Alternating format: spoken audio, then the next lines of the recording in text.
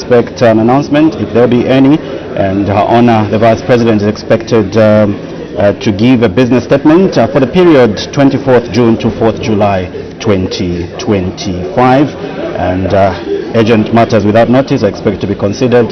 Today being a Friday, we expect members of Parliament to be accorded that opportunity to ask questions without notice to Her Honor the Vice President. This is the Vice President's question time, the 45 minutes allocated to members of Parliament.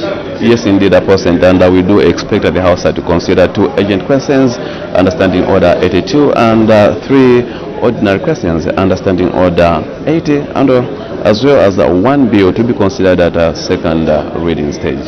Anytime from now, you'll be able to see the presiding officer making their way to the chamber. That will signify the commencement of today's business. Let's interest you to some of the questions that are expected to be considered on the floor of the House. My colleague did talk about the bill that is expected to come at second reading stage. This is the Closed Circuit Television Public Protection Bill, National Assembly Bill number 1 of 2025. And of course, to look at some of the questions, the question 388 is expected to come from Mr.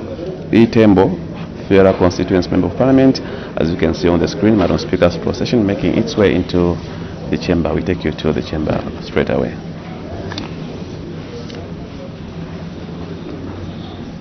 Honourable Members of Parliament, Madam Speaker.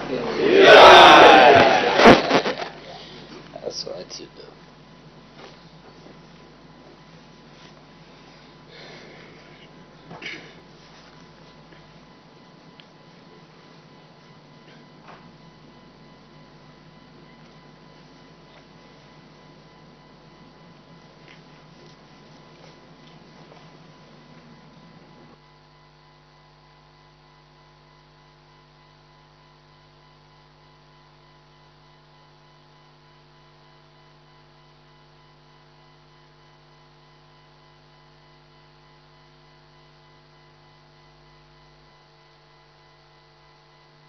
Tendency of Zambia, proud and free, land of work and joy in unity, victors in the struggle for our right. We want freedom's fight, oh, one, strong and free.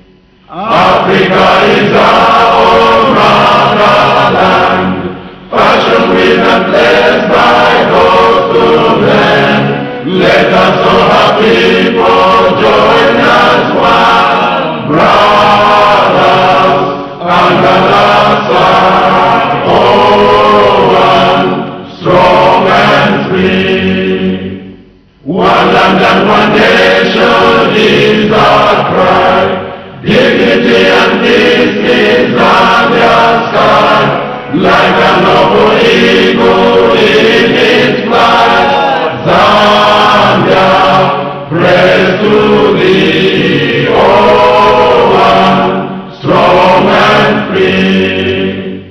Praise be to God, praise be, bless our great Zambia, Zambia, Zambia. Remain we stand under the flag of our land. Zambia, praise to thee, oh, one, strong and free.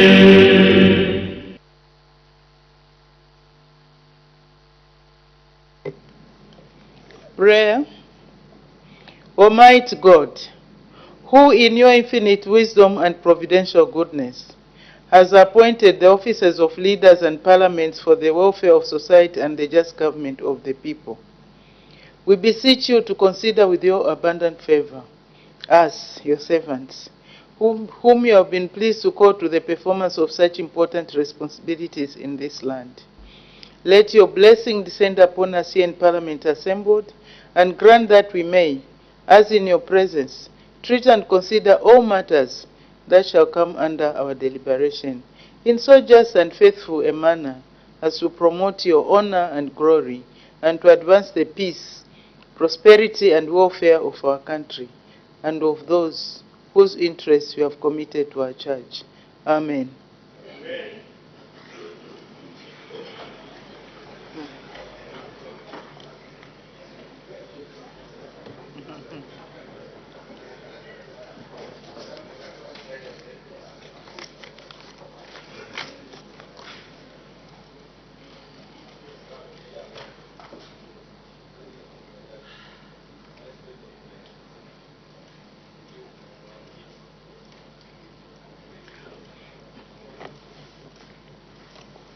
The honorable members, I have 3 announcements. The first one is, honorable members, I wish to inform the House that Forest Park Specialized Hospital has been granted permission to conduct a free medical outreach exercise for members of Parliament and staff. The exercise will focus on screening and health checks aimed at promoting early diagnosis and intervention. The exercise will be conducted from Monday 23rd to Thursday 26th June 2025 from 09 hours to 16 hours, and on Friday 27th June 2025 from 09 hours to 13 hours at the main reception area, Parliament main buildings. Interested honorable members are therefore encouraged to take advantage of this opportunity and participate in the exercise. I thank you. The second announcement, honorable members, I wish to recognize the presence in the public gallery of pupils and teachers from New South Central Academy in Lusaka District.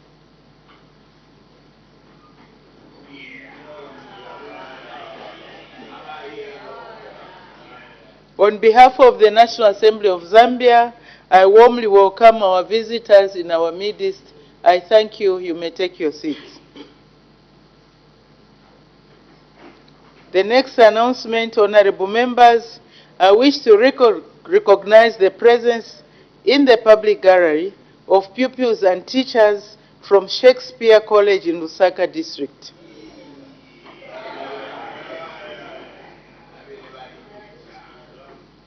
On behalf of the National Assembly of Zambia, I warmly welcome our visitors in our midst. I thank you. You may take your seats.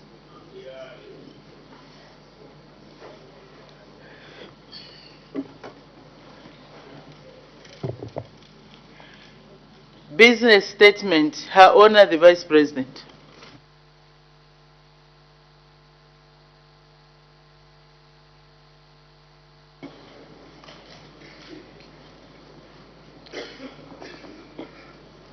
Madam Speaker, I wish to inform the House that the House Business Committee met on Thursday, 19th June 2025 to determine and schedule business of the House for the period 24th June to 4th July 2025.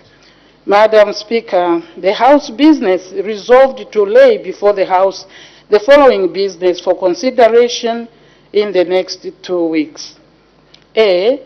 Announcements. The Honorable Speaker may make announcements if there will be any. B. Rulings. The Honorable Speaker will render rulings if there will be any. C. Ministerial statements. Honorable Ministers will render ministerial statements on topical issues if there will be any. D. Reports on international conferences. Reports on international conferences will be considered if there will be any. E. Bills. The following bill will be presented. Name of the bill, the Constitution of Zambia Amendment Bill. Stage first reading. Date of presentation 25th June 2025. Parliamentary committee reports. The following committee reports will be considered during the period. Name of the committee, national guidance and gender matters. Subject matter, the operations of the Department of National Guidance and Religious Affairs. This will be considered on 24th June 2025. Committee on Local Governance, Housing and Chiefs Affairs on the subject matter of implementation of sector devolution plans in Zambia. This will be considered on 24th June 2025. Committee on Media, Information and Communication Technologies on the subject matter digital migration in Zambia. This will be considered on 25th June 2025. Committee on Legal Affairs, Human Rights and Governance on the subject of review of legislation governing state of emergencies in Zambia. This will be considered on 26th June 2025. Committee on Transport, Works and Supply. The subject will be the review of the rail transport in Zambia. This will be considered on 27th June 2025. A committee on youth, sport and child matters. This will be on the subject matter of a review of government's intentions on streetism in Zambia. This will be considered on the 1st of July 2025. A committee on National Security and Foreign Affairs. This will be the subject will be review of the state of infrastructure in defense forces. This will be considered on the 2nd of July 2025. Committee on Transport, Works and Supply. This will be special audit on the subject of special audit report on the Road Development Agency for the financial years ended 31st December 2017 to 2022. This will be considered on 3rd July 2025. G. Private members' motions. The following honorable members will present the private members' motions during the period. The honorable member, Mr. F. Kapianga, MP, will bring a private motion on the subject, establish online job portals and platforms to connect employment seekers and employers. This will be considered on the 25th June 2025. Mr. A. Katakwe, MP, will bring a motion on the subject entitled Regulate the Use of Artificial Intelligence. This will be considered on the 25th June 2025. Number 3, Mr. F. Kapianga, MP, will bring a motion on entitled Promote Annual Health Checkups among Citizens. This will be on the 2nd of July 2025. H. Questions. Honorable ministers will respond to 46 questions for oral and written answer. The questions are contained in Appendix 1 of this statement, which will be circulated to all honorable members. Further, the details of the questions are contained in the notices of questions of 13th September 2024, 5th March 2025, and 20th June 2025, which have already been circulated to all honorable members. I. Questions on standby. The questions on standby to replace questions that may not be placed on the order paper on the designated day due to unforeseen circumstances are contained in Appendix 2, which will be circulated to all honorable members. Madam Speaker, on behalf of the House Business Committee and in accordance with Standing Order 44 of the National Assembly of Zambia, Standing Orders 2024, I have the pleasure to present the business for the next 2 weeks to this august House. I thank you, Madam. Thank you very much, Honorable Vice President. Urgent matters without notice.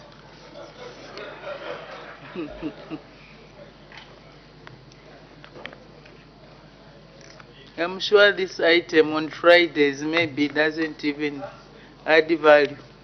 Anyway, that's just my thought. Agent matters without notice. We only allow 3. So if you are thinking of the other next item, then you are well ahead of us. So we start with the Honorable Member for Chieng. Thank you, Madam Speaker. Madam Speaker, thank you for giving the voice of Chengi this very important moment of matters, agent matters without notice. Madam Speaker, this is directed to the Honorable Member, the Honorable Minister of Home Affairs and Internal Security. Last week, we debated on the Reserve Police. And this is my question, Madam, my Honorable Speaker. 3 days ago, a 19-year-old young man by the name of Smart Musonda, who lives in Ngombe, he was coming from work. He knocks off around midnight. He was chased by the people he considered to be thieves who were in plain clothes, and he had to run for his life, and eventually he got arrested by those people claimed to be the Reserve Police. This young man was taken to Chadley Police Station and was badly beaten. And I want now to seek your indulgence, Madam Speaker. Are these Reserve Police have the right to beat up a so-called suspect of, in this thing of, they call it shishita? This is a very innocent young man who is working so that he can rewrite his science subject. I need your serious indulgence, Madam Speaker, as to why the Reserve Police should beat up somebody's child in that manner and take that child to Chadley Police, where the parents had to look all over. I thank you, Madam Speaker. Thank you very much. There was an indication for a point of order. Honorable Member for Momba, you have the floor. Thank you, Madam Speaker. Madam Speaker, I raise on a point of procedure. Madam Speaker, our standing orders are very clear in terms of raising agent matter without notice. Madam Speaker, is the Honourable Member of Parliament for Chieng in order, 1, not to have read the provisions of the standing orders regarding the issue she is raising? And number 2, Madam Speaker, is she in order to raise such a matter that in fact does not qualify when you look at all the provisions under the provision of Madam Speaker? The last one, Madam Speaker, is this House in order, Madam Speaker, not to call for a workshop, especially for colleagues such as those in PF? Because, Madam Speaker, if you follow the provisions, most of the time, 90% of what they are raising, Madam Speaker, they don't qualify. When is this House going to raise, to call for a workshop, so that members are aware on what is provided for? Madam Speaker, I seek your serious ruling. Thank you very much. Yeah. Now I don't even know what is happening. Okay, thank you, Honorable Member for Momba. First of all, we don't raise points of order on points of procedure. So the point of order is out of order. In terms of the other issues that you were raising, you were going before me. I believe I'm the one who is supposed to make a ruling on whether or not that agent matter qualifies to be appointed, to be admitted as such. So I know it's Friday. People are anxious to go to the constituencies. So, Honorable Member for Chieng, I believe that if you have any question regarding that one incident, first of all, you can raise it with the Honorable Minister. I'm not sure whether the Honorable Minister is aware about that issue. And also, secondly, if there is a problem with the the manner in which the police are discharging their functions, I believe there is a police complaints commission which you can go and lodge that complaint. Because one incident is not all over the country and widespread, so it's difficult to order the Honorable Minister or to request the Honorable Minister to come with a ministerial statement on such a matter. So in short, the matter does not qualify to be admitted as an urgent matter without notice. Kindly explore other means and ways that those police officers can be brought to answer for the actions that they did, if at all it happened. So Police Complaints Commission, I believe they are functional, they are still there. We go to the next, the Honorable Member for Lundazi. Thank you, Madam Speaker. The urgent matter without notice I wish to raise is directed to Her Honor the Vice President of the Republic of Zambia. I know Fridays are about the Vice President. You may proceed, Honorable Member. Thank you, Madam Speaker. Her Honor the Vice President, good morning. ECZ is under your care or under your office, not Examination Council of Zambia, but Electoral Commission of Zambia. Her Honor the Vice President, what is obtaining in Lumezi is quite worrying. Her Honor the Vice President, allow me to inform her what you people are doing. Her Honor the Vice President, our people deserve to choose a leader whom they want, whether it be UPND or NCP or any other political party, because Zambia is a democratic nation. Her Honor the Vice President, what is obtaining in Lumezi, it is all over the media. The people who are running the campaigns for the UPND have taken voters' cards and national registration cards from the would-be voters in Lumezi. Yesterday, there was a conflict resolution between ECZ and the UPND camp. Her Honor the Vice President, the UPND admitted to taking the voters' cards and NRCs. Her Honor the Vice President, you can question because you are losing in Lumezi. Her Honor the Vice President, Well, the Honorable Member for Lundazi, please wind up. It's 2 minutes and you've run out of time. Can you wind up, ask your question? Her Honor the Vice President, would you please intervene and allow our people to choose the leader whom they want in peace without being, taken advantage of and being offered money in exchange of NRCs and voters' cards? I submit, Madam Speaker. Thank you. First, thank you very much, Honorable Member for Lundazi. Our standing orders are very clear on what matters we can raise as urgent matters without notice. In terms of electoral disputes, I believe that's why the Electoral Commission of Zambia is there. And you alluded in your statement that there was actually a conflict resolution meeting. So I believe if there are any challenges of that nature, they should be referred to the Electoral Commission for resolution. And then third, matters that are brought before this House should be first of all factual and verifiable.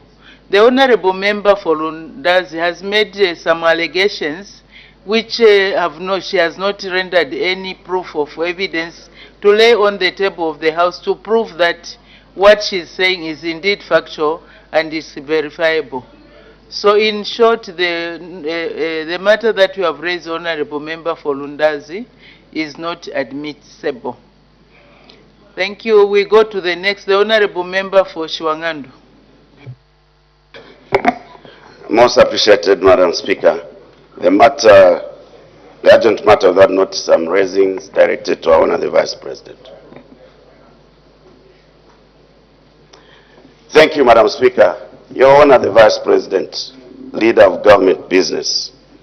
This country, Zambia, has been known to be at the center of regional conflict resolution mechanisms which saw many countries liberated to become independent under difficult circumstances. His Excellency addressed the nation yesterday, making pronouncements regarding the national funeral that we have had. And this unruly behavior, Madam Speaker, coming from this end must be dealt with. Order, honorable members, please, can we observe? Order, honorable members. Order, honorable member for Shiwangandu, you've asked for me to help, to assist in... so when I say order, you are required or you should take your seat. So honorable members on my right, further right, please, let's desist from making interjections while we are seated. Let's allow the honorable member for Shiwangandu to ask the question, and then we'll answer it as appropriate, depending on what the question is all about. So please don't take it upon yourselves to be the ones who are going to answer or to respond to the points that have been raised. May the honorable member for Shiwangandu continue. Thank you so much, Madam Speaker. The pronouncement from the head of state were very clear and in guiding the way forward. That done, Madam Speaker, the remains of the former head of state still remains in the Republic of South Africa. Your Honor, the Vice President, where are we missing it in settling these matters?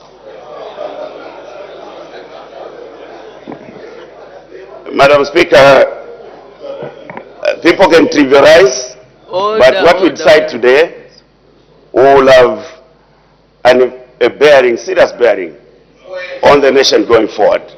You may joke, you may question.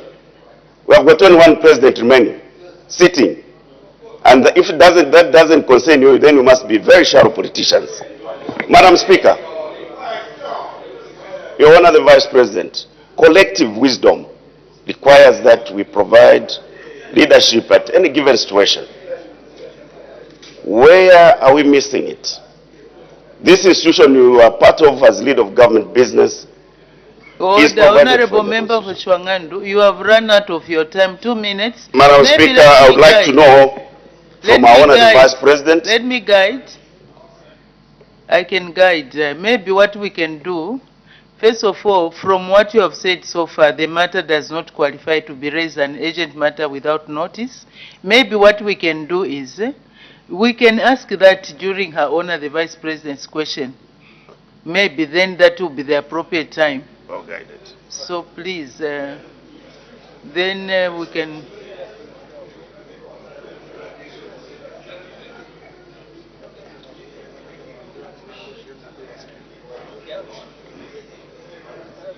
Order, honorable members. Her Honor the Vice President's question time.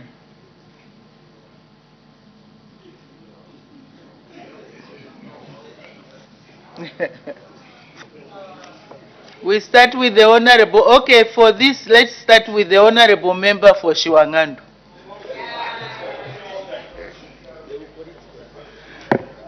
Thank you so much, Madam Speaker, and I certainly don't take this privilege for granted. I appreciate. Madam Speaker, I'm asking this question because we have been known to be one Zambia, one nation, the country that has championed conflict resolution in the region.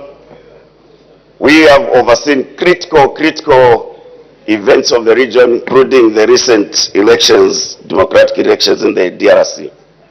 Madam Speaker, I would like to find out from our Honor the Vice President,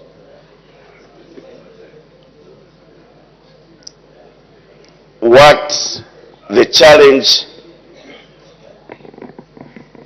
is in terms of settling this matter of the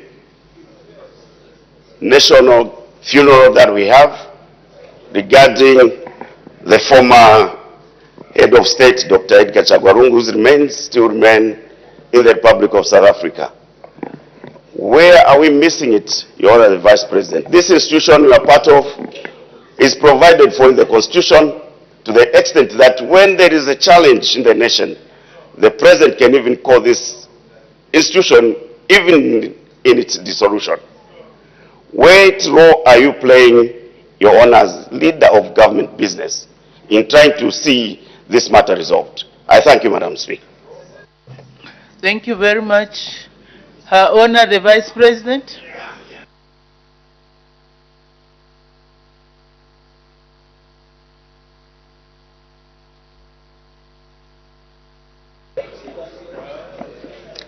Thank you, Madam Speaker. And I would like to thank the Honorable Member for Shiwangandu for that question and concern. I should believe that it's everybody's concern. In fact, we should say, why have we failed that this far? And really, I'll start with the last part where you said, what role are you playing? I believe that you are asking me as leader of government business. I'll say this, that we work collectively. We are one government. In this matter, I am within government and the efforts of government. I am part of it.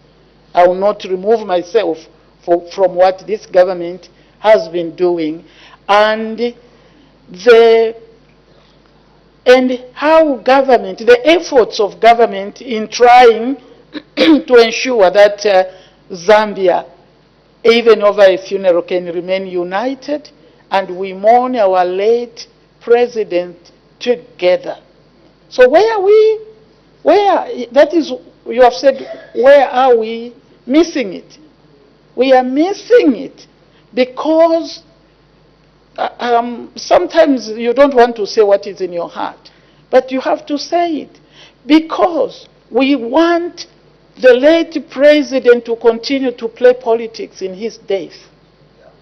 We want to use him to play politics. The man is gone, please. The man is gone. Let us not be political in the manner that we approach the death of a man. Whether we like it or not, we were there. Some people were here, including my son there. He was our president for 7 years. And this government has admitted, and everything that is accrued to the head of state in death was made available.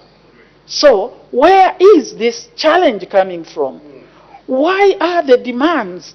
My son will know that where he comes from, the dead don't speak.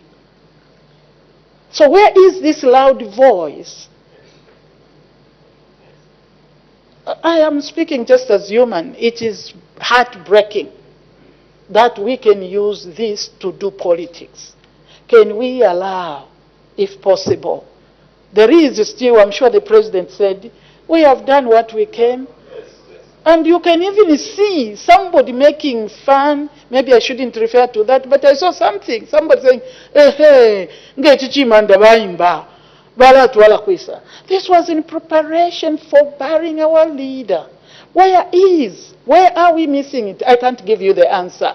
Because on this side, where I'm part of, we have done everything possible to ensure that our leader, our former leader, is buried in dignity and in the country that he led. He has at least that bit. So what I can say is, let people calm down, withdraw, let the family please make independent decision. Because what are we resolving? What are we resolving? For me, I would have loved to see the president buried with the honors that he deserves.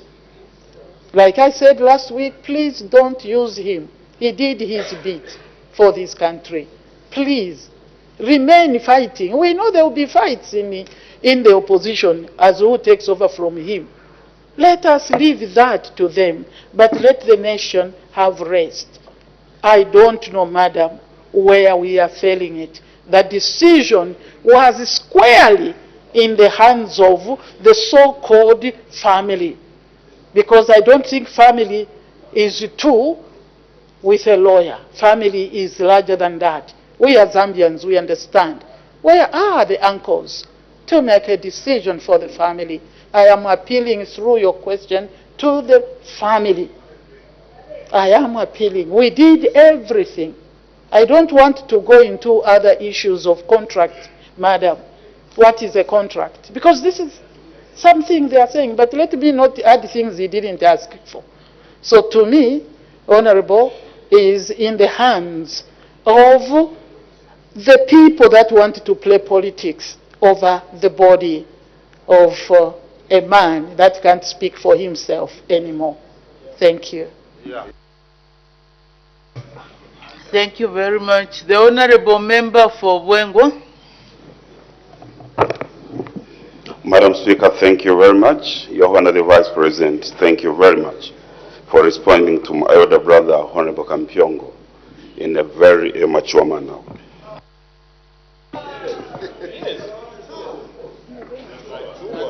Are you following? Maybe you are lost. Order, honorable members, let's not engage. Honorable member maybe for... you are lost, sir. Order. Aye. Order. Be in the house. Order. Order. Order. Honorable members. Honorable members, please do not debate while seated. Do not debate while seated. Allow the honorable member for Bwengwa to ask the question. So I don't know why you are taking offense in him saying, thank you for answering the question in a mature manner. And you are saying how? I don't know. What is so offensive about that? Let's tone down. Let's cool down. Let's cool down. Bola panchi. Bola panchi.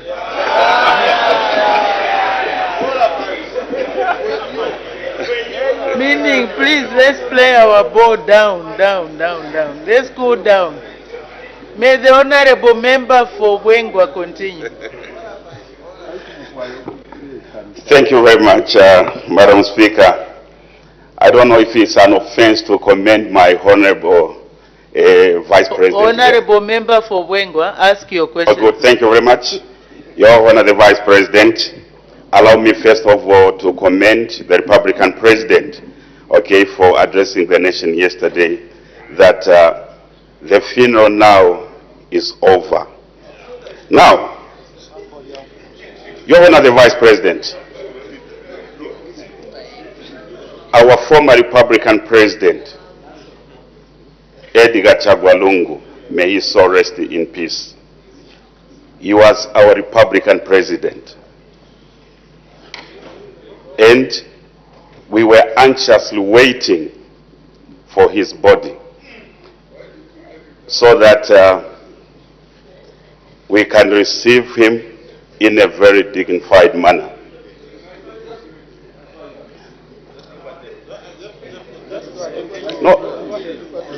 The honorable members, if we continue like this, we can keep all questions. A gang of criminals are disturbing, madam.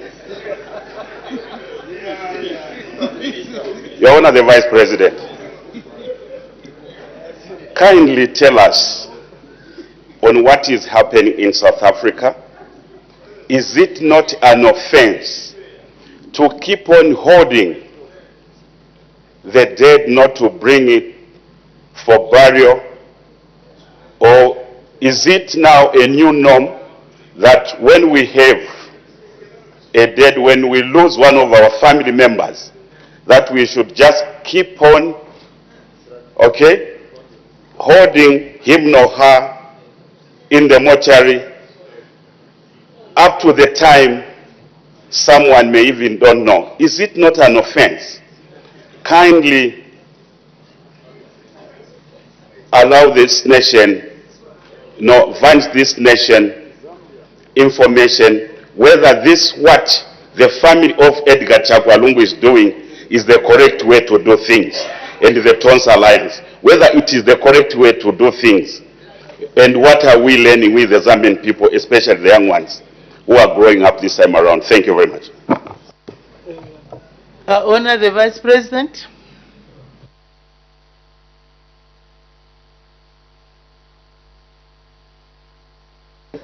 Thank you, Madam Speaker, and I would like to thank the Honourable Member for his question.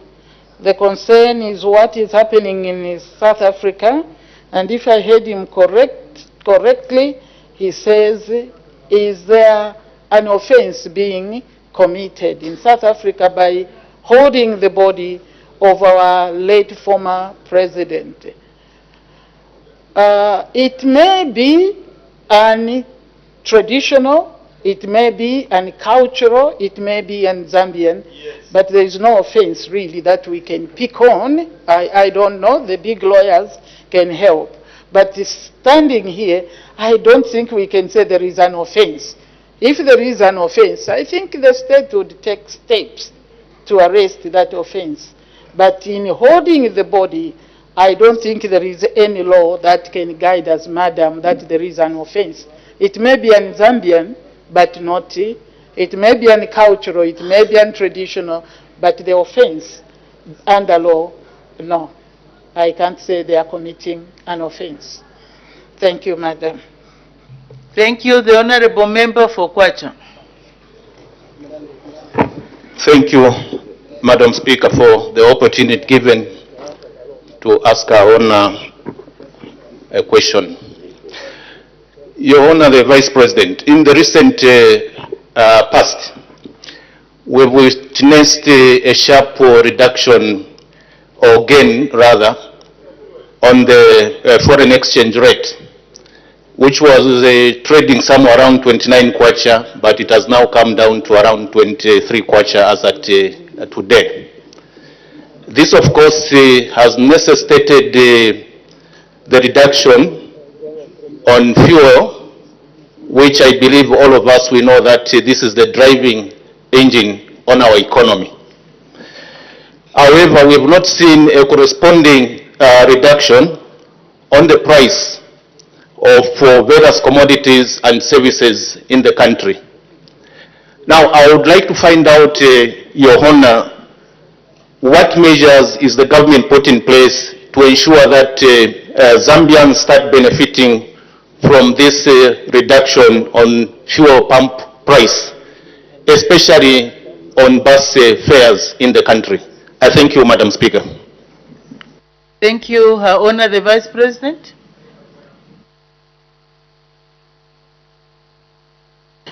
Thank you, Madam Speaker, and I would like to thank the Honourable Member for Kwacha for that question, and indeed for taking note of the reduction in the price of the dollar, if there is such a thing, but basically saying our Kwacha is gaining against the dollar that we use here. Very, very important. From 29, almost 29, to 23 as a very important, very important. I think what the minister needs to do is to come and explain, Minister of Finance, what is happening in the economy. Very important. But I think your concern is that there is no corresponding reduction in the cost of, you said fuel, but you had acknowledged that fuel price, pump price has also gone down, isn't it? So probably you meant cost of living or cost of other commodities. I think this is a question that we have gone through. What we are seeing is very, very good for the economy. And we just pray that the Kwacha holds on because of the influence, the external influence.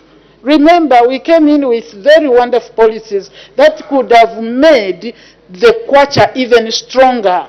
But due to external influences like the wars, I hope Zambians we are all following, honorable members, the war that has broken out, and I think we do understand the effect on the fuel flow. Not yet affected, but I think following through the media, the Iran-Israel war will have an impact on the price of fuel.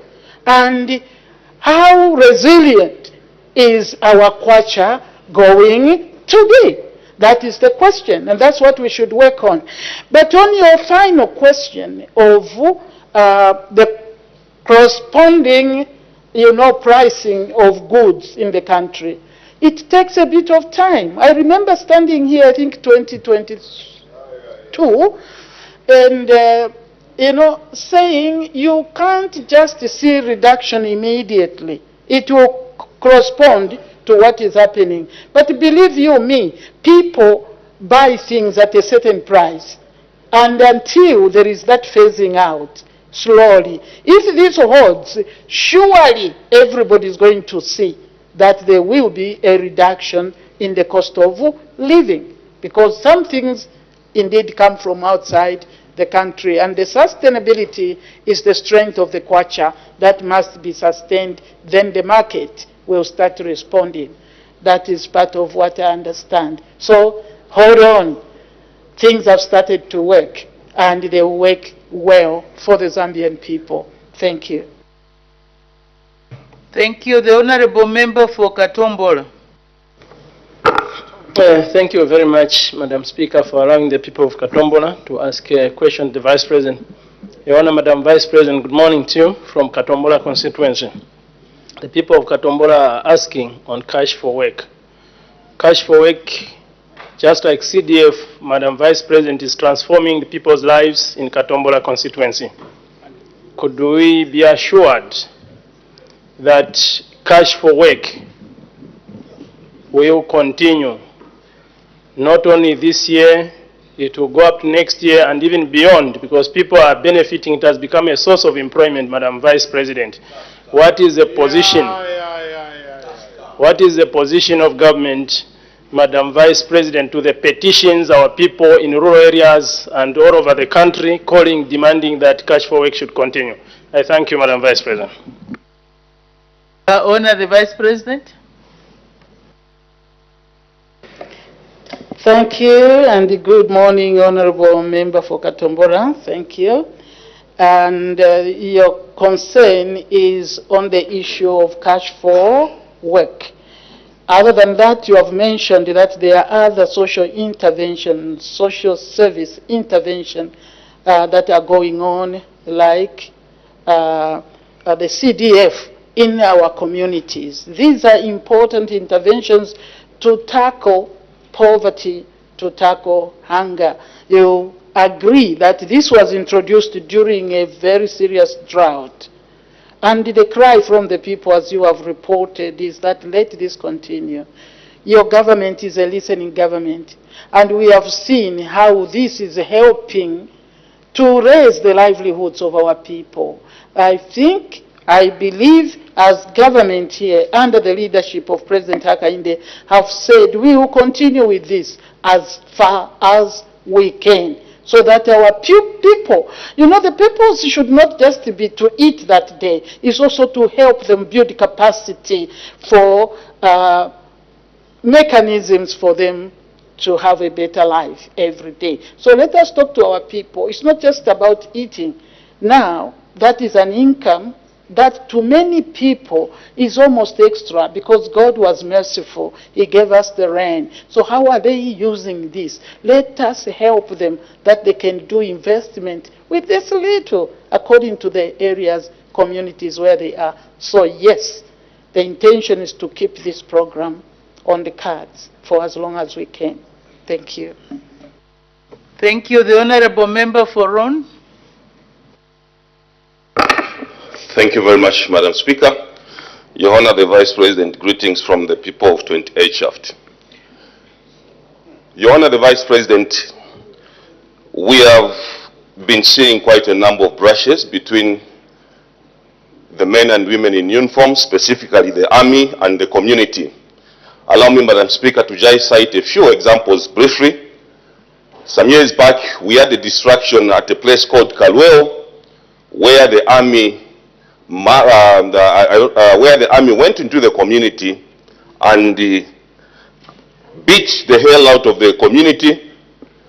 Not long ago again, I personally witnessed, Your Honor the Vice President, the confrontation between the Zambia Army, Kalewa Barracks, and Kansenshi Police, where the army crossed to Kansenshi Police and hammered the officers who were on the reception there and locked them in the cells. Not long ago, Your Honor the Vice President, the same happened in Mufurira, where the army went into the community and hammered the people, whoever was in their path.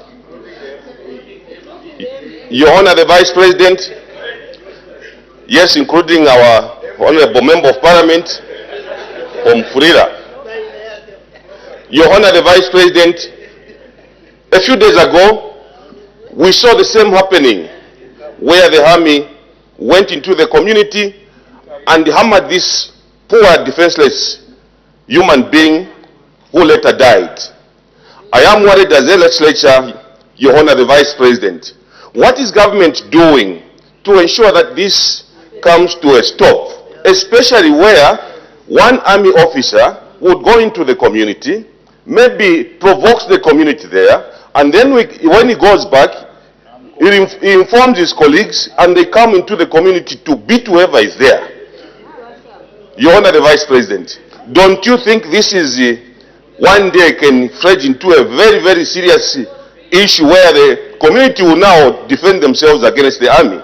I thank you, Madam Speaker.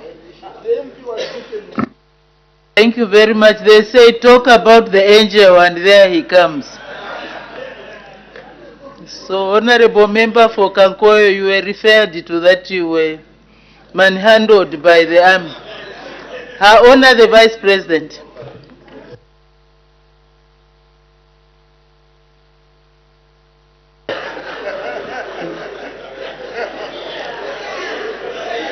Madam,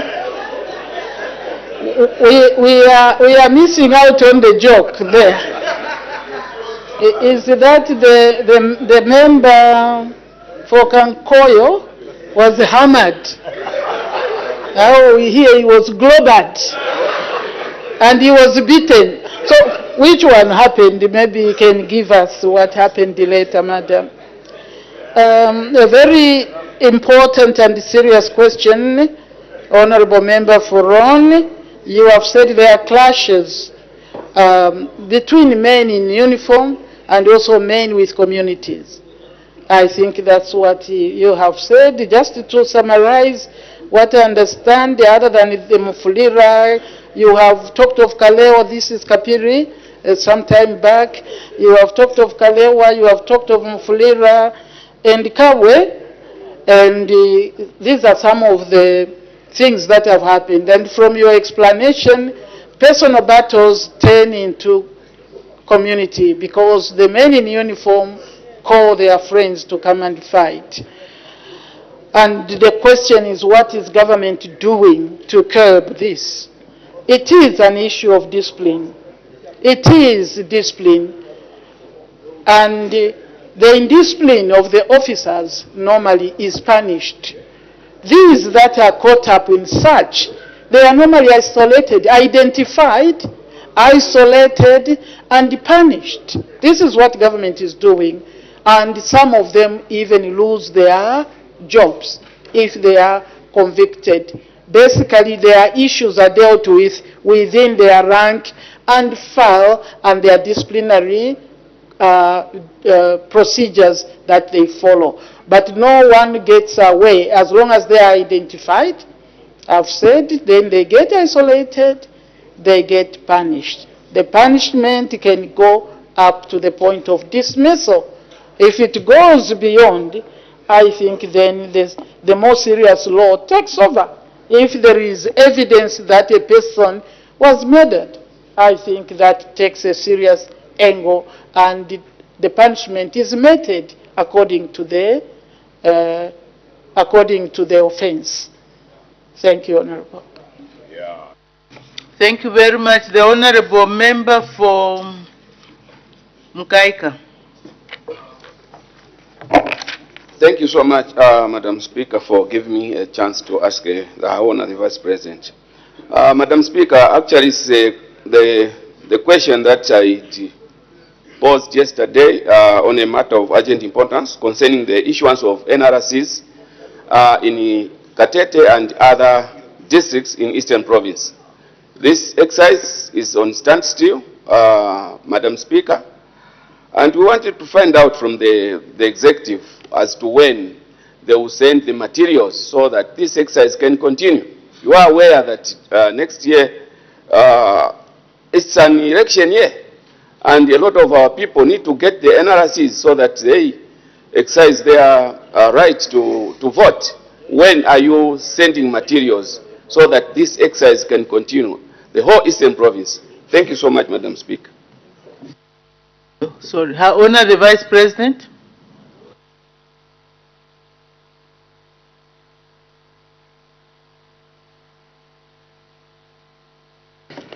Thank you very much. I was trying to get a proper response. The question, if I hear it well, is that the issuance of NRCs in Eastern Province, particularly Katete, is at a standstill because of lack of materials. I am informed that materials were distributed everywhere. But if they have run out, I think it is important, Honorable, as you speak here, it would be good to also go to the offices and speak, because to them the materials are there. But if they are not there, let us follow up, because every Zambian has a right to NRC as long as they are of age. And this is a special time for everybody. I know we are all thinking of elections next year. So follow it up. I can't, because here I can't give evidence whether they are there or not, but follow up with the Ministry of Home Affairs to ensure. And you have officers that are giving these NRCs. Are they writing back? Are they giving feedback? Or they are enjoying sitting and doing nothing? I think that is where it should start from. Thank you, Honorable. Thank you. The Honorable Member for Kalabo Central.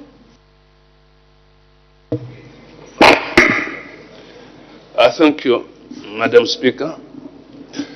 Your Honor, in line with the situation which arose in 2024, that of a critical drought, the government came up with a number of interventions, and these interventions brought relief to many people, including those in Kalabo. Your Honor, the position of these interventions is not well known as to when they would come to an end. Like the Honorable Member for Katombola has stated, the issue of emergency fund, which was under the Ministry of Community Development, is not well stated how long it will continue with the people. It has raised a big question in our communities. We need assistance to know as to when this program, the emergency fund, which has worked very well, assisted a lot of people, will come to an end. Thank you, Madam Speaker. Thank you, Her Honor the Vice President.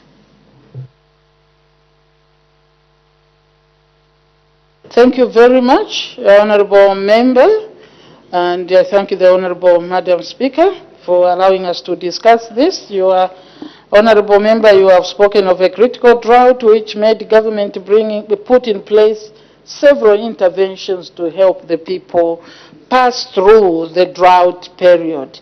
Your concern is, when is it coming to an end?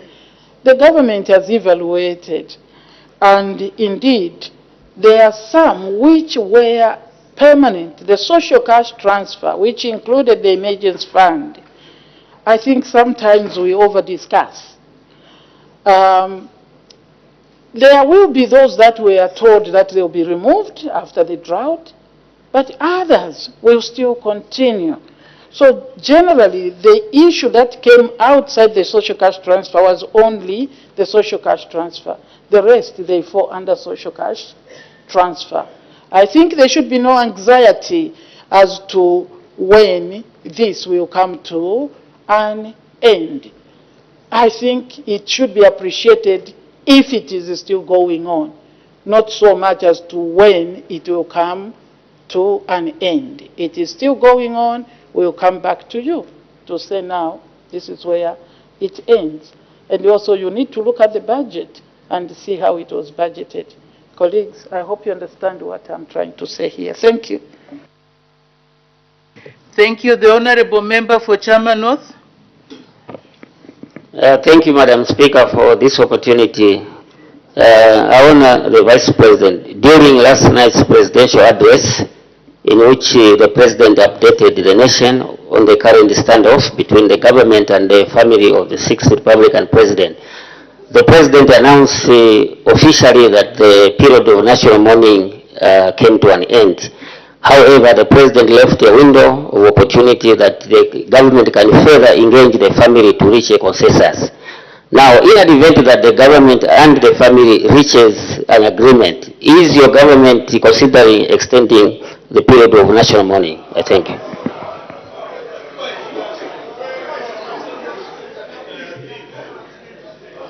Her Honor, the Vice President.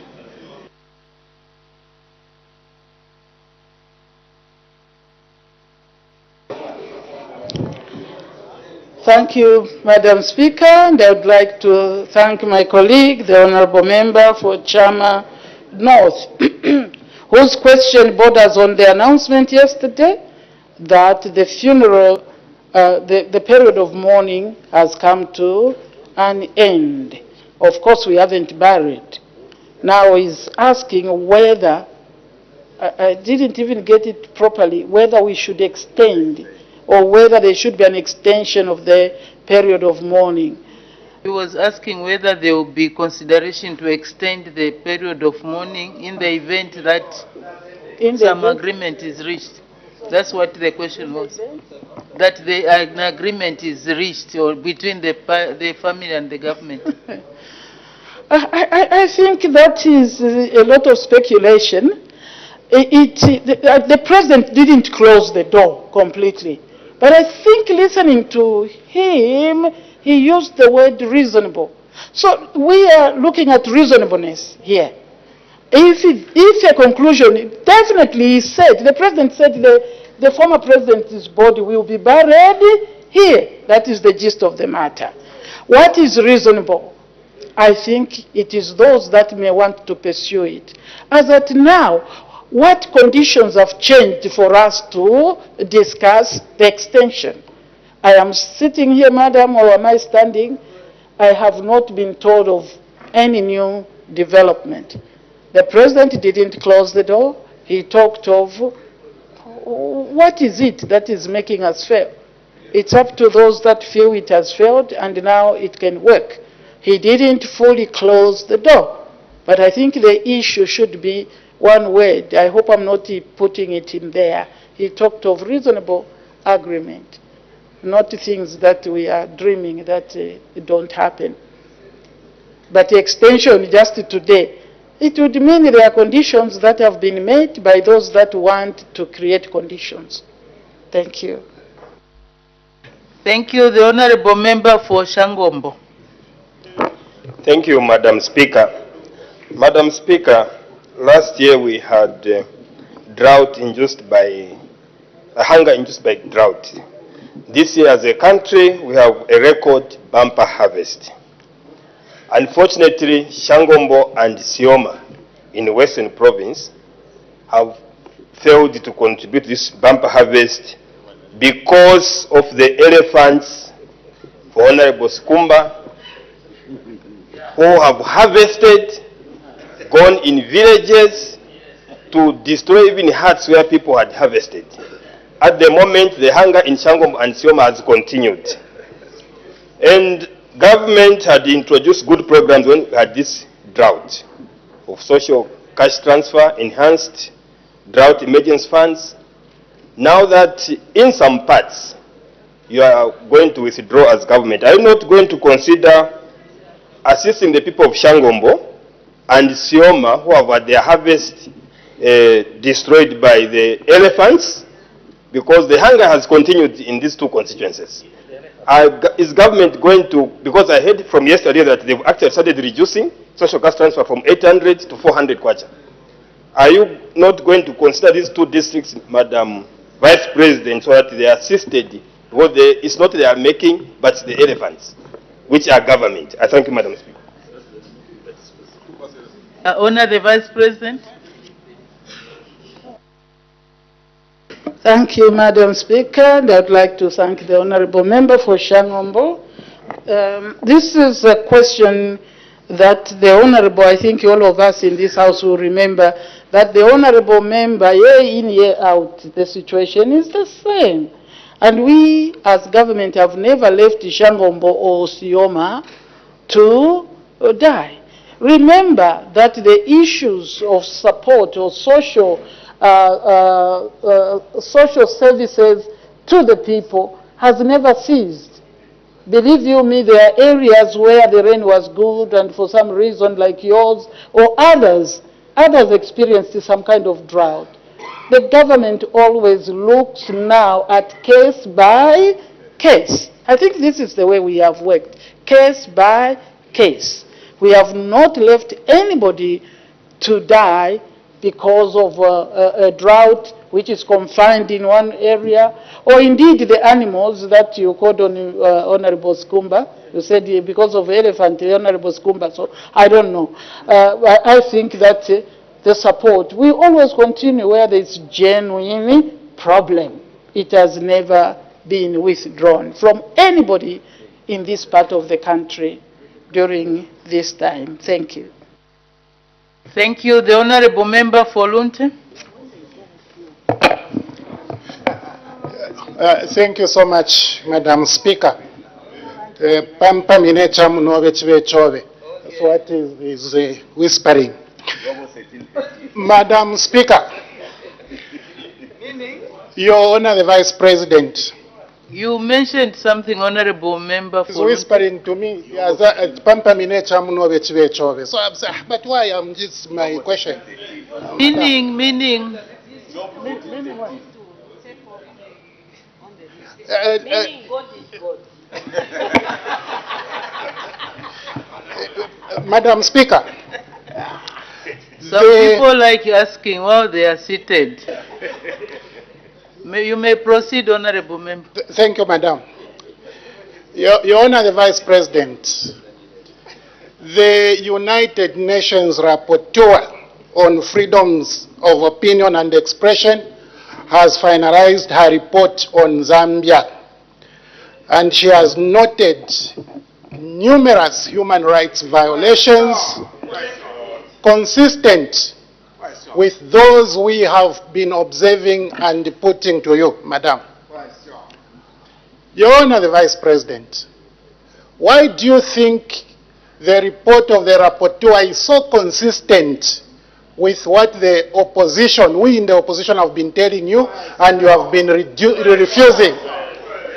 Do you think that the UN is now supporting the opposition for them to be so consistent with their assertions on your government's violation of human rights in Zambia? Thank you, Madam Speaker.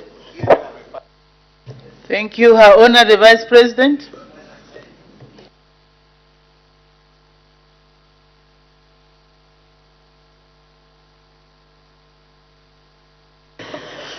Thank you very much.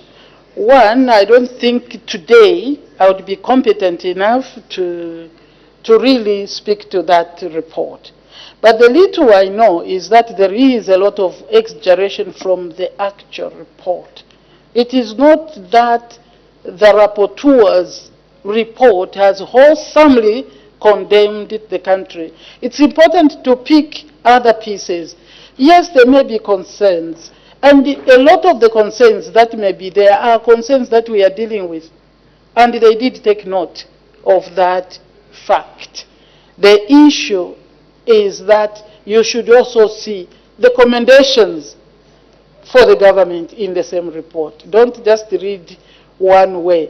There are commendations, honorable ministers, in that report for this country and the efforts that we are doing. Yeah. Yeah, so I think I know what it is. When you are reading something, you take only the part that feels to favor you. But please, Honorable, Honorable, when you asked, you said, us in opposition, we have been telling you. Now, what I'm saying is, so you go to the report and you see those things that have been of your concern. That is the favor I'm talking about. But you need to read also the full report to see the good things they have also spoken about us. We, as this government, don't see that report as being damning, if I can use that word. It is not a bad report. Let us just read it objectively and see. And at the right time, if you want, the minister can speak to that report. We can speak to that report properly under justice. Now you're asking me, I can't even hear you. But what I'm saying is, let us not make this report like Zambia was condemned. No. There are more commendations or recommendations than the questions that have been asked. That is what I am made to believe. Thank you. Thank you. The Honorable Member for Iteji. Thank you, Madam Speaker, for the opportunity. I want to Vice President, in the 2024-2025 farming season, your government registered a whooping 3.5 million metric tons of maize, which was a bumper harvest. I honor the Vice President, this bumper harvest did not come by accident. It was as a result of the political will and the many interventions that your government put across, which gave us this bumper harvest. Now, Your Honor, the Vice President, what is the target that you are setting in the coming season, and what interventions is our government putting to ensure that we sustain these gains as we continue to eliminate hunger in this country? Thank you. Honor the Vice President.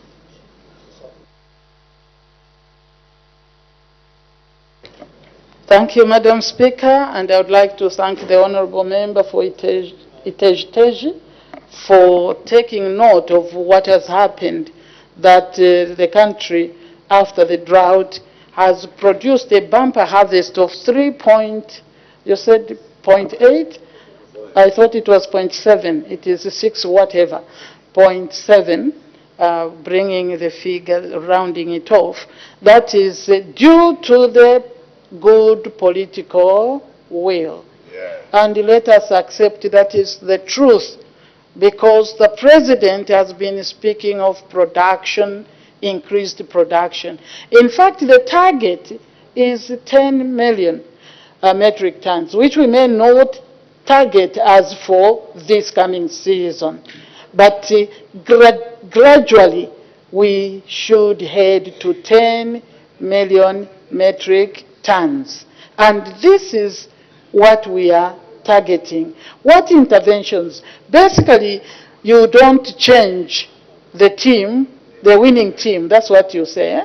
Yeah. So, basically, the interventions that are in place will continue and even make it better.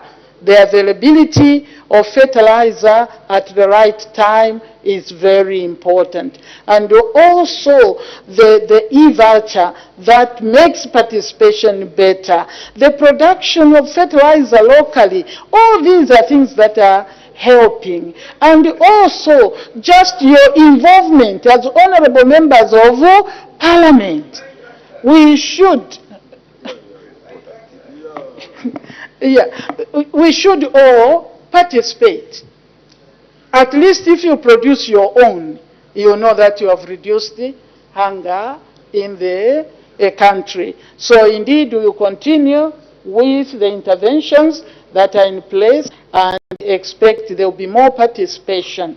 Actually, we could have produced more, but because others were discouraged, especially when the rains seemed to slow down, some people pulled back. But we expect that God giving us rain, this season there will be more production of maize and other food crops. I think the minister, when he gave out that statement, he spoke to others, other products like millet, like sorghum, and so on, beans.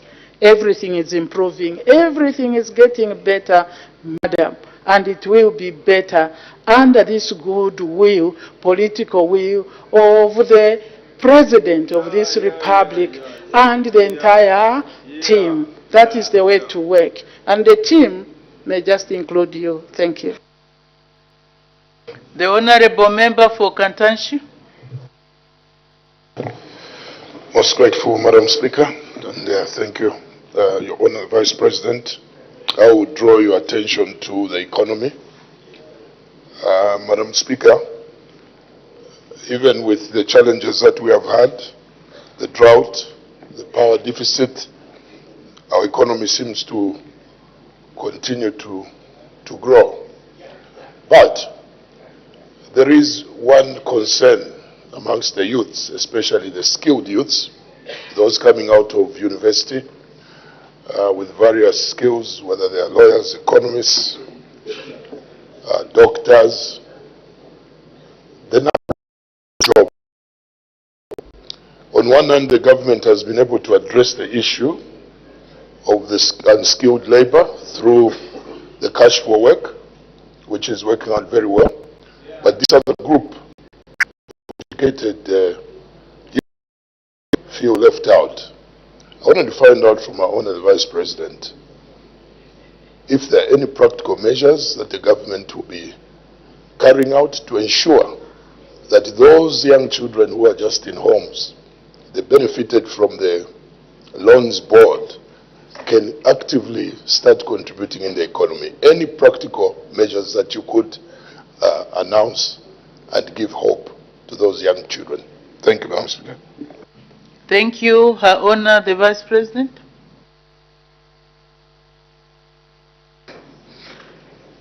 Thank you, Madam Speaker, and I'd like to thank the Honourable Member for Kantanshi for bringing out the issue of, I appreciate that, Honourable, you appreciate the fact that the economy is growing, but maybe you are seeing a challenge in terms of how we are handling the specialized, fields of work. You have said we have catered for unskilled labor. Thank you for that. Thank you for that. Cash for work and all these other interventions. But your concern for today is about the jobs for those people who are trained like lawyers. I hope I got you right. Lawyers, doctors, and I think others. Honorable, I think it is important that we understand that when the economy is growing, I will not fear your economic background, but when the economy is growing, it means if it is genuinely growing, it's catering for everybody. That includes the category you have talked about. How is government helping them? Maybe not practical written in black and white, but when the economy is growing, Honorable, these are also catered for. The companies that are opening need the services of lawyers. So that is a way of catering for such specialized fields. They also get employed in the different fields in the private sector.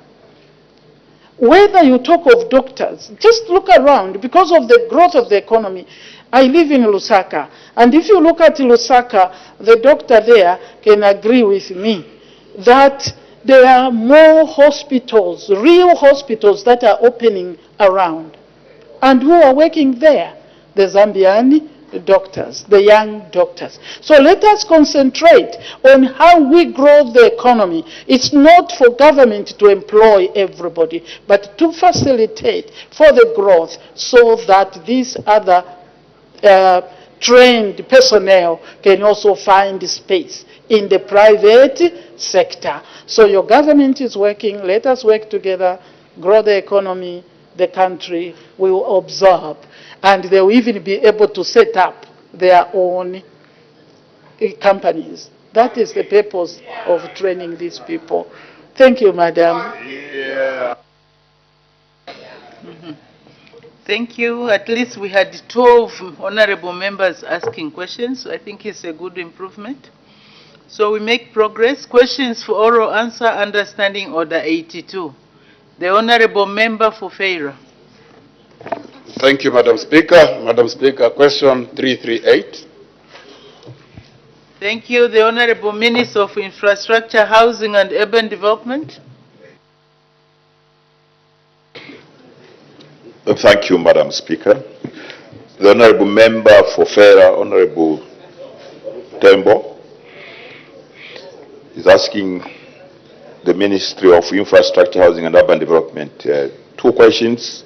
A, whether the government is aware that the Kavaramanja Road in Luangwa district, which connects Kavaramanja Ward to Luangwa Boma, is now a death trap due to its deplorable condition.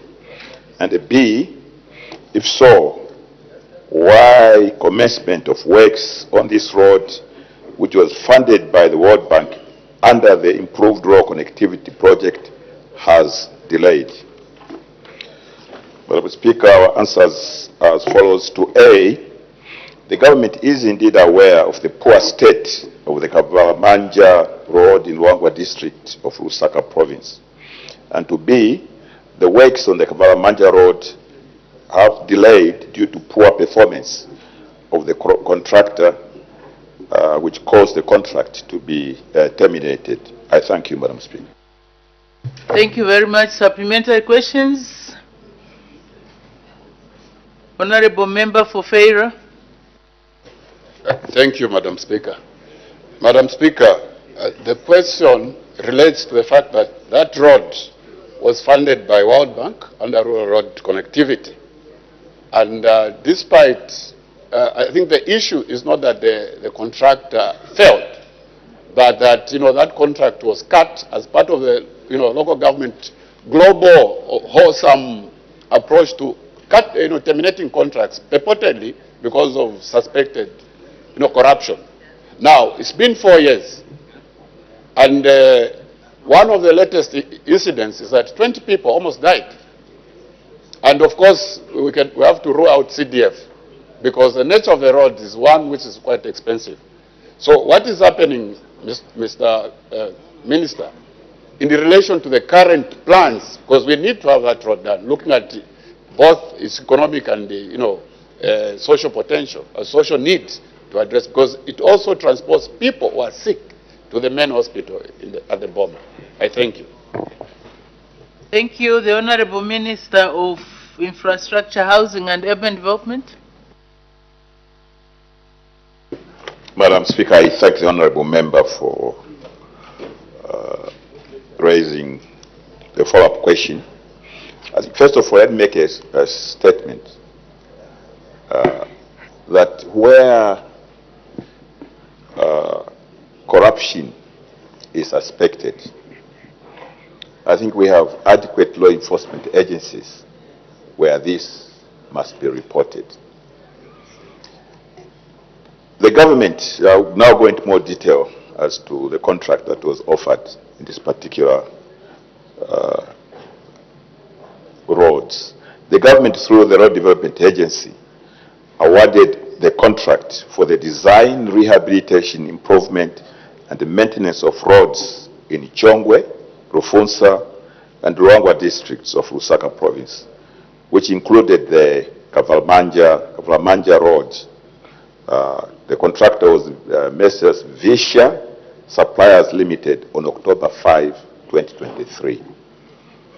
The contract was valued at a sum of 163,558,746 kwacha 22 ngwe, with a duration of 5 months. Sorry, with a duration of 60 months, which is 5 years. The scope of works included design, rehabilitation, improvement to gravel standard, and provide maintenance of approximately 284 kilometers of selected roads. The contract covered selected roads in Chongwe, Rufunsa, and Luangwa districts. The Kavalamanja Road, which connects Kavalamanja Ward to Luangwa Boma in Luangwa District, was part of this contract. The contractor initially mobilized and commenced works on roads in Ichongwe District before moving to Rufunsa and Luangwa districts. However, the contract was terminated due to non-performance on 16th May 2025. The procurement process to appoint a new contractor has commenced and is currently awaiting clearance of the draft contract by the Ministry of Justice. Works will resume once the contract is awarded, and the contract is awarded and the contractor is mobilized on site. Works are expected to commence in the third quarter of 2025.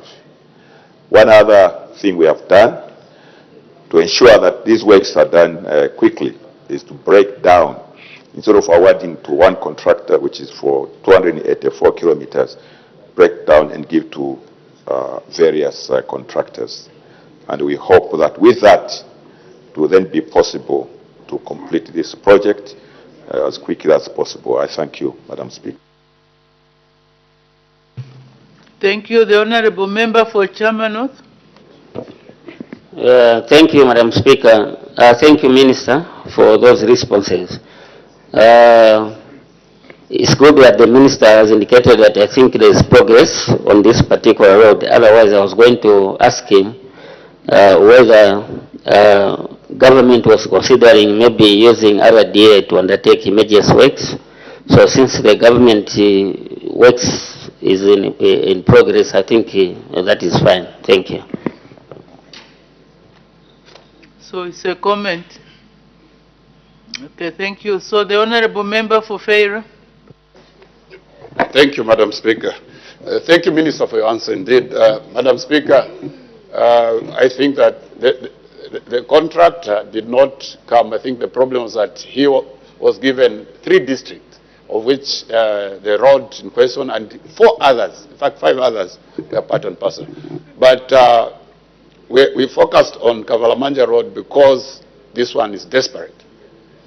Are you, as we are waiting for those procedures of contracts being signed, cleared by the Attorney General, are there immediate measures that we can have so that the road could have some level of being used without being a death trap, and of course to allow vehicles to move properly? I thank you. Thank you. The Honorable Minister of Infrastructure, Housing and Urban Development. Madam Speaker, I understand the concern of the Honorable Member for Feira. Indeed, the road is in deplorable state, as we have admitted. We have stated that work is going to start in the third quarter, and the second quarter is finishing in the next less than 2 weeks' time. So we expect that the selected contractor will be on site to start these works. I think with that, we will get better works. I think the challenge which we shall rise to is to push our systems, whether it's Minister of Justice or Attorney General, so that we get the approvals as quickly as possible. The Yundon government is concerned for this road, is concerned for Rufunsa, Feira, Chongwe, is concerned for Lusaka province. That is why when the New Dawn government came into office in 2021, on this program, which is improved rural connectivity, they recognized that 4 provinces were left out. That is Lusaka province, Copperbelt province, Northwestern province, and the Western province. And we took measures immediately, even though this was World Bank money.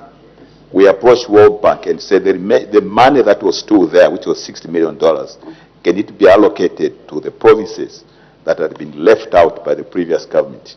And that is how this program, which includes the roads we are talking about, was included. And we shall make sure, Honorable Member, that these roads are delivered to the right quality with a maintenance period. Each of these roads is supposed to be constructed within 2 years with a 3-year maintenance period to ensure that it's done to the highest standards possible.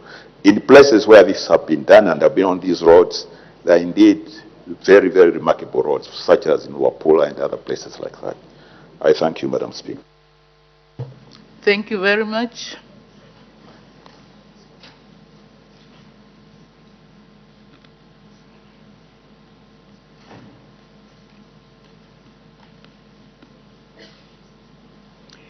Next question, the Honorable Member for Solwezi East. Thank you very much, Madam Speaker. The people of Solwezi East constituency would like to ask question number 339. Thank you.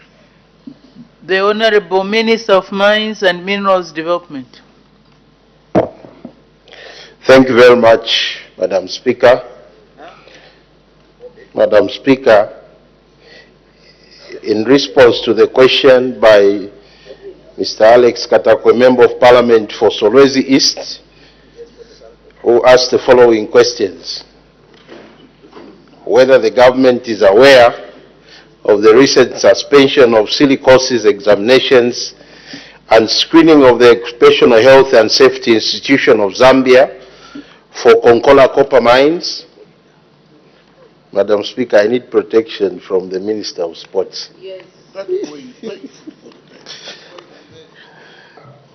B, if so, why the services have been suspended? Maybe we should give you some sand. You can go and try it out outside. You are sizing each other. You may proceed, I'm sure. Thank you, Madam Speaker. I will do just that.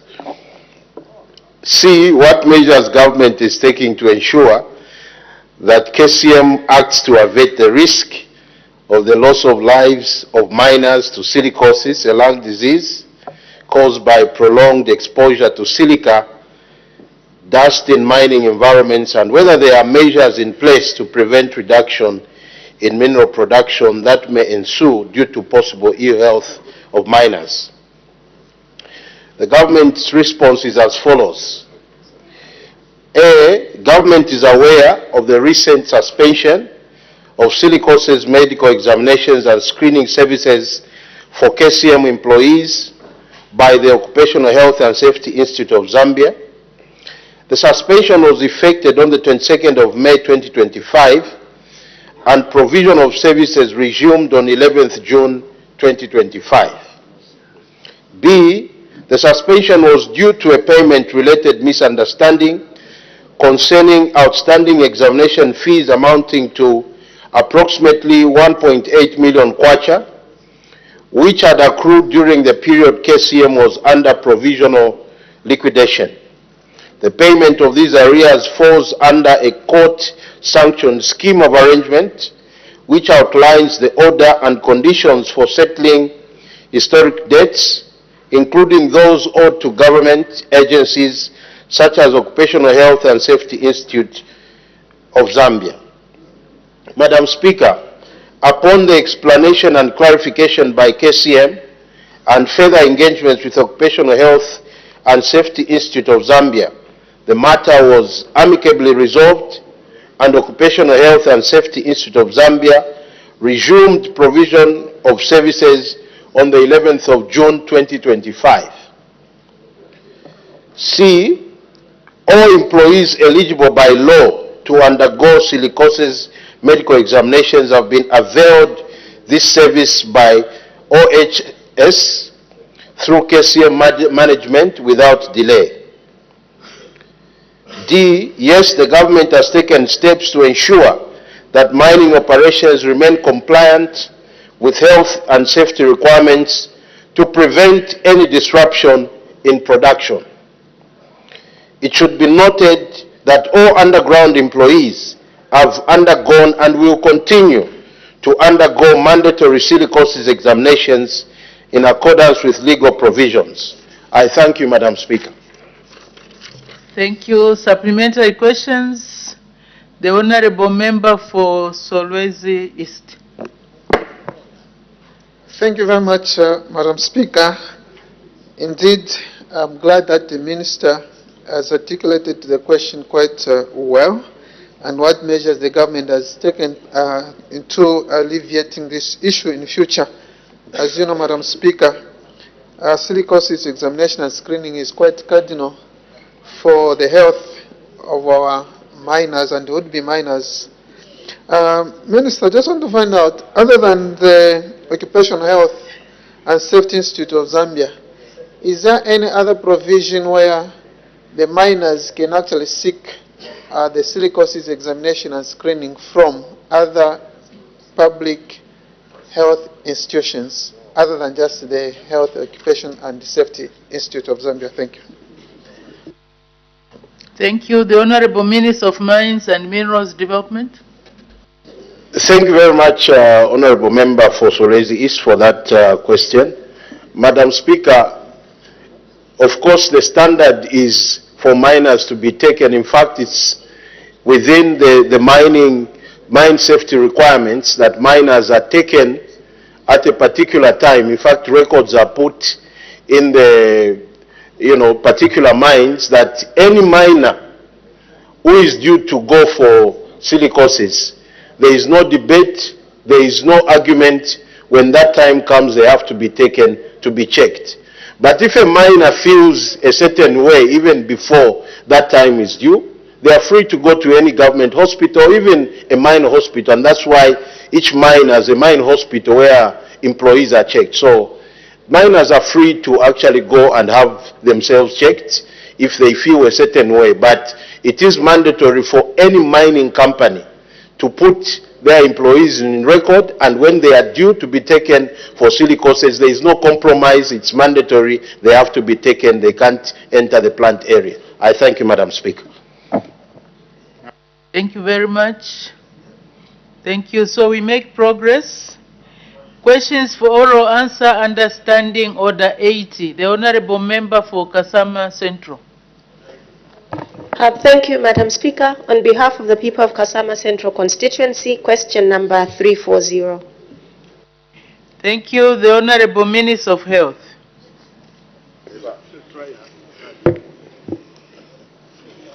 Thank you, Madam Speaker. Honorable Mwamba, Member of Parliament for Kasama, would like to find out from the Minister of Health in A, when the following health posts whose construction was funded by Constituency Development Fund in Kasama Central Parliamentary Constituency will be operationalized. That is Nyola Health Post, Kalanse Health Post, Mpongo Health Post, Mumana Rupando Health Post, and Mubanga Rupia Health Post. In B, what the cause of the delay in operationalizing the facilities is. Madam Speaker, in A, allow me to once again mention to the House that government working through the Health Professional Council of Zambia, which is the regulatory body of health facilities and practitioners other than nurses and midwives, for a health facility to be operationalized, it must satisfy at least the following criteria as per national health care standards. 1, running water and flushable toilets. 2, energy source that is grid or solar. 3, provision of a staff house. 4, medical and non-medical equipment. 5, human resource for health. 6, incinerator for medical waste management, that is brick or electrical. 7, registration and license from the Health Professional Council of Zambia. This is as is stipulated under Part 6, Section 38 of the HPCZ Act of number 17 of 2024, which prohibits a health facility from operating without a license. Madam Speaker, the 5 health facilities, namely Nyola, Pongwe, Mubanga Rupia, Mumana Rupando, and Kalese health posts are reclassified as health centers and will be operationalized as soon as the complements of the facilities are put in place. Madam Speaker, Nyola, Ponge, and Muvanga Rupia Youth Centers, construction is at the same level at the 3 sites. The current status is that OPD, structure, and water reticulation system have been completed, but has no critical auxiliary structures like incinerator and ablution. Further, the facilities require medical and non-medical equipment.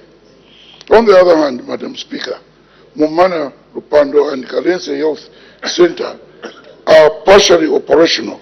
However, the facilities will be fully operationalized once medical equipment is put in place.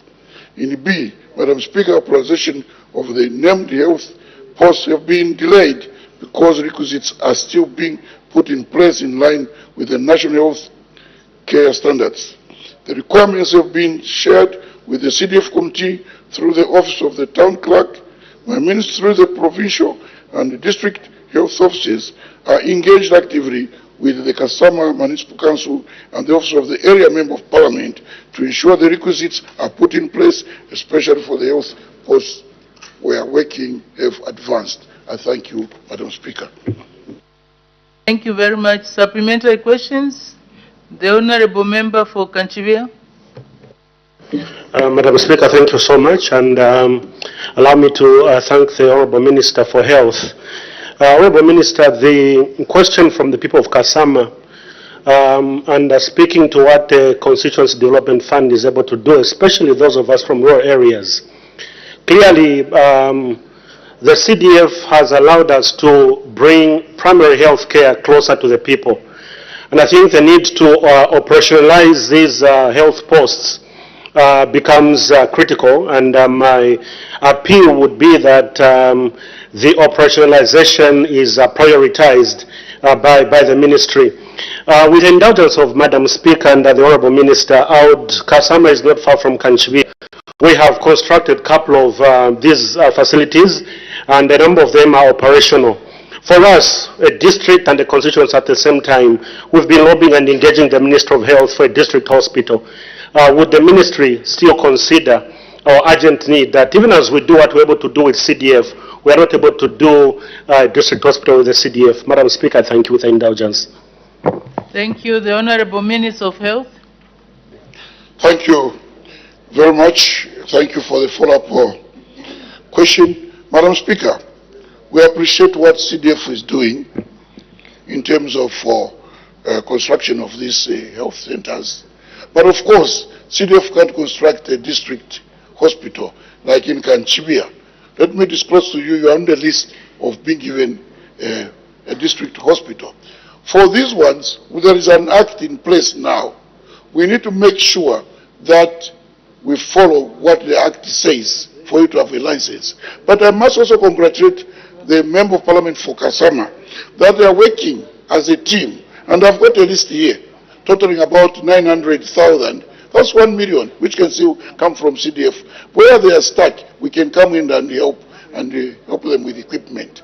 You see, the problem is we are mixing equipment plus infrastructure. But for equipment, we can help you where you are stuck. CDF money is quite sufficient if that you think is a priority. I thank you, Madam Speaker.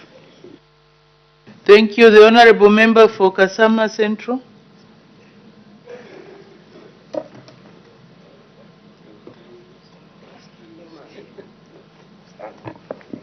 Thank you, Madam Speaker. Order. As the time is 10:40 hours, I suspend business for 20 minutes for a health break. Thank you so much. You're watching Parliamentary Television, and business has been suspended for 20 minutes, a health break. And under consideration is question 340, posed by Mr. Sibongile Mwamba, Kasama Central Member of Parliament. She did direct her question to the Minister of Health. She wanted to find out the following health posts whose construction was funded by the Constituency Development Fund in Kasama Central Parliamentary Constituency will be operationalized. These are Nyola, Kalense, Ponge, Mumana Lupando, and Luanga Lupia. And B, what are the cause of the delay in operationalizing the health posts is And of course, at the time business was suspended, Kasama lawmaker Mrs. Wongire Mwamba was about to make a follow-up question.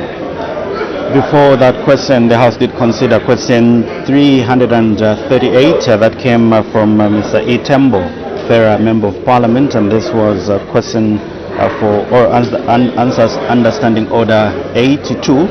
It was an urgent question, and the member wanted to find out from the Minister of Infrastructure, Housing and Urban Development whether the government is aware that the Kavula Manja Road in Luangwa district, which connects Kavula Manja Ward to Luangwa Boma, is now a death trap due to its deplorable condition.